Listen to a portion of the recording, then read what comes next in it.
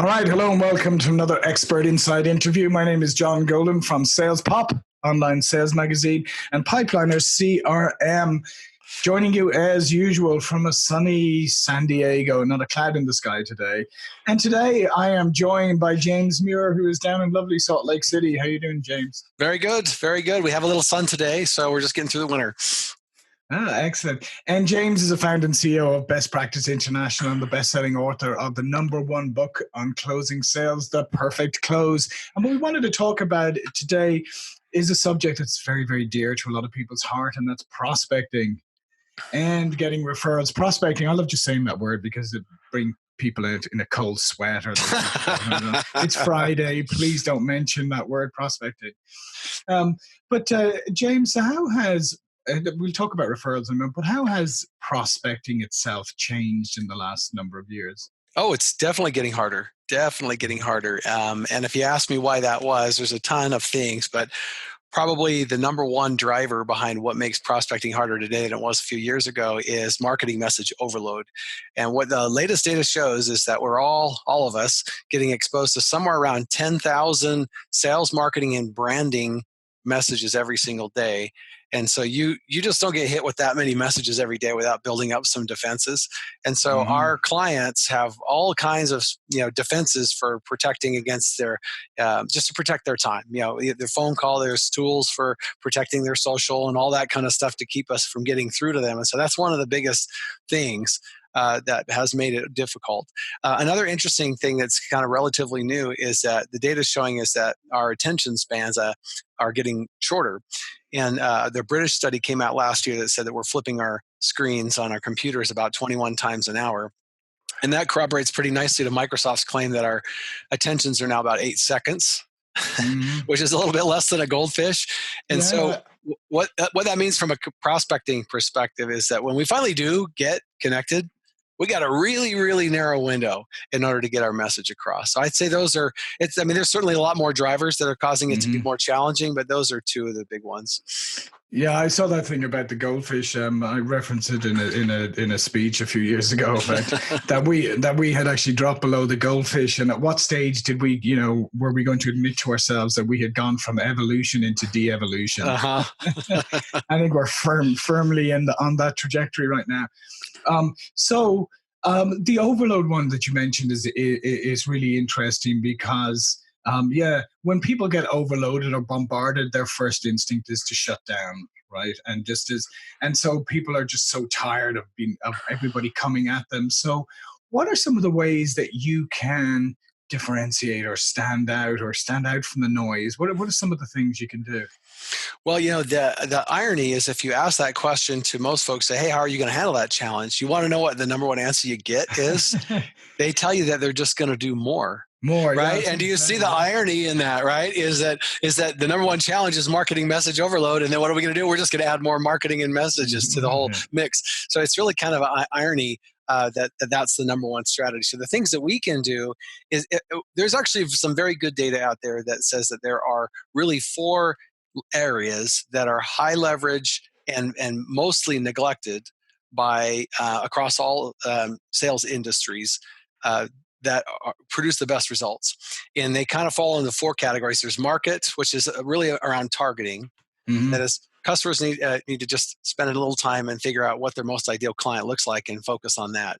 And the reason for that is that it's such a high leverage thing is that if you put garbage accounts at the top of your pipeline, it won't matter if you have perfect demos, perfect offers, perfect negotiation. Anything below that is not going to work because it's garbage in at the top, it's garbage out on the bottom. So the other is messaging, which is what we do say when we finally get to a customer matters a lot. It's important that it be relevant to them. And then medium is really about the channels that we use. And I think for today, one of the mediums that we want to talk about is referrals. And I've done quite a bit of research over the last few years. I have a book on referrals that's in the works right now. And what I can tell you is that when you look at the different channels that we typically use in sales, like seminars, networking, webinars, in-person prospecting, trade shows, cold calling, emailing, phone, all of that, referrals as a channel completely slaughters every other channel by a country mile. By a country mile. I mean, it is so much farther away in terms of its conversion from lead to opportunity that it's hard to see who second place is. And so, go ahead. And just to stop you on that for a moment, right? So, and here's the thing about referrals, right? Is the statistics that you just mentioned there. Okay, they're by far the best channel, but yet, why is it that people either overlook referrals or they think it's like, oh, yeah, James, you're my customer. Do you know anybody who could also use my product? And I ask you once and I put you on the spot and you go, not off the top of my head. And now I've said, oh, well, that's it. I've asked everybody for referrals and nobody's given me any. I ask that question all the time to my clients, right? And almost everybody knows that referrals as a channel is the best channel. And so then I ask, well, okay, well, so why aren't you doing it, right? And so by far the number one thing that I hear actually is that they just forget. They don't have a system. They don't have a process. And since they don't have a process or a system that they're following, it's random, right?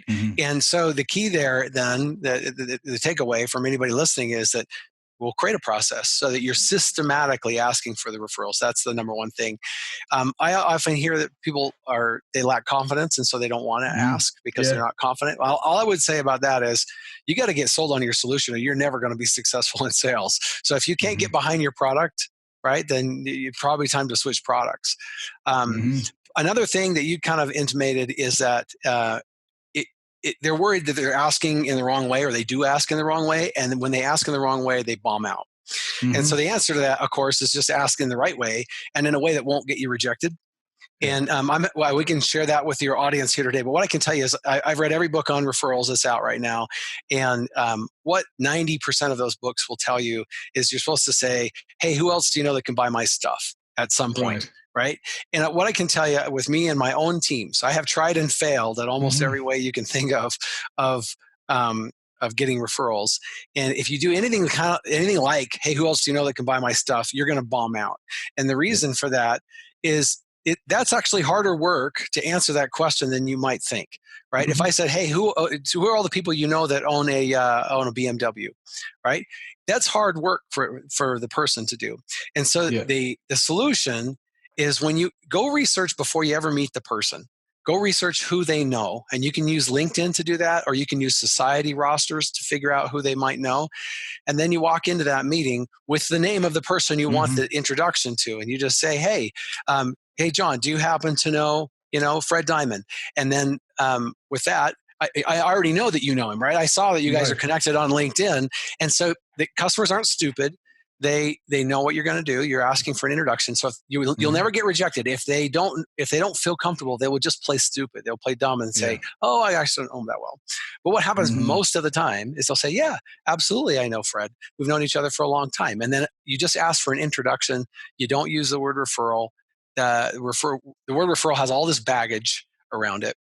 And the other thing is really wrong in most of these books is this is not the time to get greedy and ask for dozens of referrals. Just go in and ask for one, make the one work, and then you can always come back to the well and ask for another one. If you do that, you'll end up creating these champions that will introduce you to people all the time. A couple other things that I hear when people say, when I ask them why they don't do it, one of the things I hear a lot is that they haven't earned it. Okay. And here's the thing. Definitely earn it. You should learn it. You definitely should earn it, but you do not have to wait until you've earned it in order to ask. Okay. My personal experience with complex B2B sales, where they're really high ticket items, is that the best time is actually right after you sold the deal, right after you got the contract. Emotion is at a high point. There's no negative feedback of any kind that they can reference at that point. And so this is a great time to ask for an introduction to another person because they're kind of excited about it. And so, and it fills your pipeline way faster, right? You don't have to wait for a year to have earned it before you can ask for it. So for sure, definitely earn it, right? I'm not saying don't earn it, but what I'm saying is you can ask now. You don't have to wait. And what I love about that, what I love about what you just said, James, is that idea about taking the work away from them. Because as you said, let's face it, if you ask me right now if I knew anybody, even with all the greatest will in the world, it's Friday afternoon. Like, exactly. I don't know off the top of my head. I don't know. And that's, I think, what happens is people ask like that. the other person goes, I can't think of anybody, because literally they can't think of anybody at that moment. But they may, they may at another time if you're lucky. But to your point, if you go do the work for them and you have pinpointed the exact person and you just ask for an introduction, then it's a no-brainer, right? And you're correct. After you've done the sale, you're kind of like, you're on a bit of a high, like, we got through this process. I've gotten the solution I want. I'm happy with the price. I loved working with you, James, all of it. What a great time to ask for an introduction. Yep. And let's follow through with that, right? What you want to do after you've done that then is just keep them in the loop, right? Let them know what progress you're making with the other person. And that you'll end up turning that person that give you the introduction into a person that will continue to make more. But what we've done is taken all the work out of it for them. All we're really looking for is the introduction. And by the way, I knew this, the first house I ever bought in the States, actually, the mortgage broker up in the Bay Area, he actually had this, I mean, you could do this online now, but he actually had this whole org chart on his wall of could trace every single referral back to where it came from. Because he said, because we were referred to him by somebody, and he said, okay, cool, I want to be able to send that guy a thank you. But he had it all tracked out. So let me show you some mind-blowing data on that. Okay, so I already mentioned the conversion rate from leads to opportunities. Yeah. The conversion rate from opportunities to sales is also extremely high. It's between 300 and 500% higher than any other channel. It's massive, right? But let me tell you some personal experience. So I come from the complex B2B sales, healthcare, IT world. And when I was a VP of sales for a region, I got caught up in this debate between marketing and sales about where the leads were coming from, right? And it totally unintentionally, but anyway, so these guys were basically arguing about the quality of the leads and where they were coming from. And marketing was saying things like, hey, this percentage is coming from the website, and this percentage is coming from Google, and all that kind of stuff, right? And so what I did is I actually hired someone to call and contact every lead that came in for a 3-month period. It was about 1,000 leads. Okay. Right. And here's the interesting thing. What this person asked that turned out to be really significant is she said, she would ask these guys when she contacted them, say, well, what made you go to whatever the channel was to begin with? She said, so if they went to the website, she'd say, well, what made you go to the website to begin with? Or if they typed their name in Google, she'd say, well, what made you type their name in Google to begin with? And here, this will just blow your mind. Okay. What we found is that in 74% of cases, okay, that's 740 some leads, right? We could trace it back to a person that had turned them on to us, right? They'd say, oh, you need to check out these guys. Then boom, next thing you know, they're on the website, or boom, next thing you know, they're typing it in Google. And there's a word for that in the marketing world. It's called attribution. But I would just say from a sales perspective, don't get caught up in that. What I want to the point of all of this is just that referrals as a lead source might be considerably more important than you might have previously imagined, because from my perspective, somewhere around 74% of all leads actually come from referrals. And I'm not the only one who's come up with numbers like that. New York Times came up with about a 65% figure, and BNI Global has come up with a 70% number. And so again, the takeaway from these metrics and this experience that I personally had is just that you may not realize it, but maybe the majority of your leads are already coming from referrals. You're just not leveraging the channel, and you're not being systematic about trying to use that channel in order to create success for your teams. Yeah, and let's face it, it also helps, in many cases helps accelerate the sales process, because let's face it, you got to go through a period in a sale where you have to validate yourself. Maybe you got to get customer references, all of that. If you've come through a referral, you've already got a huge amount of validation right there. Boom. That sometimes they may actually even shortcut that whole process. Yes. Well, first of all, because the customer didn't choose the timing of the engagement, when the customers do that, they tend to invite competitors in. Right? Yeah. Right. Hey, we're shopping for something, so I'm going to invite all the competitors in. But when you get an introduction, you've picked the timing. And so very often there's zero competition. And like you just said, there's a built-in reference, right? There's an implied endorsement when that introduction happens. And so that makes you, right out of the chute, you're insanely stronger than any other channel and opportunity that you might have used, like an email or a cold call or anything like that. It's just much, much better. So what are some other techniques that people can use to maximize their referral business? Well, so I think the most important thing is to get systematic about it. And that means to create a process for your teams or for yourself so that you're in the habit of doing it on a regular basis. It's just like any other thing. If you're doing your prospecting and you're time blocking, you're devoting a certain amount of time per day to that. What I would say is do the same thing for referrals. And it really deserves a very important and prominent part in your prospecting repertoire because the channel is so much more effective than any other channel. A couple of cool tricks, John, that people can do is a lot of times salespeople won't know their clients. I just know that maybe they're brand new and they don't know the client base. So what executives can do to improve that situation is first, the sales rep can, of course, reach out to every client within their own territory. That's an important thing. But they can do things like user groups and events where they're trying to help their clients educationally or whatever. And then that will create a sort of a very synergistic type of environment where you've got many clients in one place at one time. And that is a way for you to introduce your team to all of them. And that creates an opportunity for us to be able to leverage their connections, right? So I would say create an environment where you can create connections between your clients and your sales team so that your sales team can use this channel. If you're, in fact, John, I see the opposite. I see the guardians of the clients, right? And so these support people will never let the salespeople talk to the clients because they're worried they're going to screw up the relationship with the client in some way. You are shooting yourself in the foot from a prospecting channel so bad when you do that because that is the number one channel that you could possibly be using to grow your company. And so to try to corral your salespeople out of contacting your customers is just a huge, huge mistake. You're leaving a ton of leverage on the table by making them use less effective prospecting channels. And it goes back to what you said earlier, though. I mean, if you don't have that much confidence in what you've sold and in your customer and all of that, I mean, why would you put a wall around them? It's like that thing. It's like when people go, well, why didn't you look for a reference? Now you've just sold them the deal, and they go, whoa, I want to make sure they get through implementation. You go, well, okay, surely you should be confident that they can get through implementation. And then it's, well, I just want to bed it down for a little bit, but it communicates that you don't have the confidence. Exactly right. And there's a bunch of other metrics around this whole area that I think people will be surprised. First of all, whether you know it or not, your prospects are actually using referrals of some kind in their process. They're talking to someone. The data is around 90% of all buying decisions. They're referencing somebody else in the process. In fact, that's a trend that makes prospecting harder, is that trust in us as salespeople. There's a report that comes out every year from a company called Edelman. It's called the Trust Barometer, and they analyze things like countries and career roles and states and all that, and cities.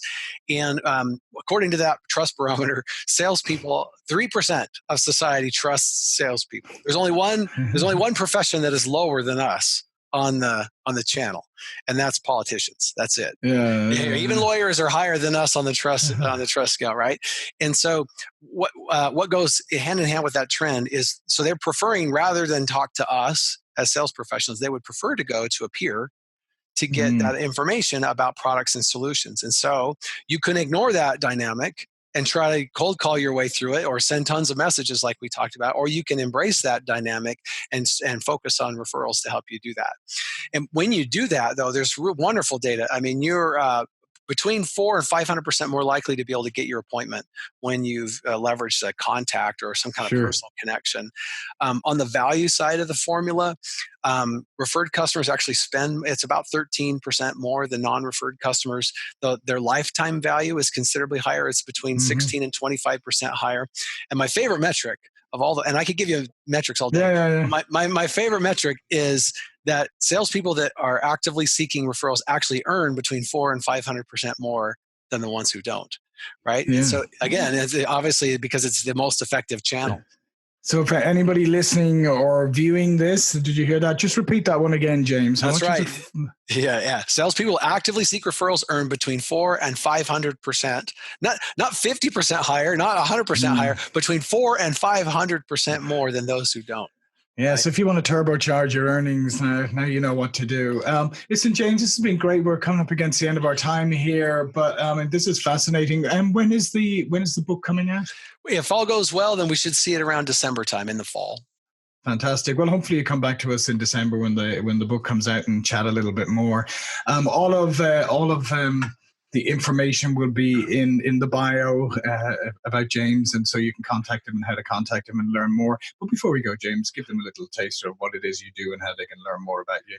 Sure. Well, I just help complex B2B sales organizations improve we optimize their sales forces. We tend to focus on those 4 areas that I just mentioned, which is market, message, medium, and motivation. Those are the areas that we focus on. And anybody that might be interested in contacting me can reach out to me via LinkedIn. I'm very active on Twitter. You can, of course, go to my website.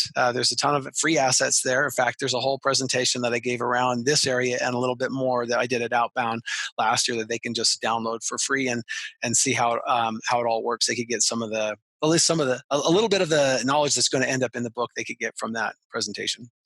Yeah, fantastic. And as you can see from this interview, James knows his stuff. So I would encourage you to go check him out. Listen, James, this has been fantastic. My name is John Golden, SalesPOP Online Sales Magazine, Pipeliner CRM. See you all for another expert interview really soon. Thank you.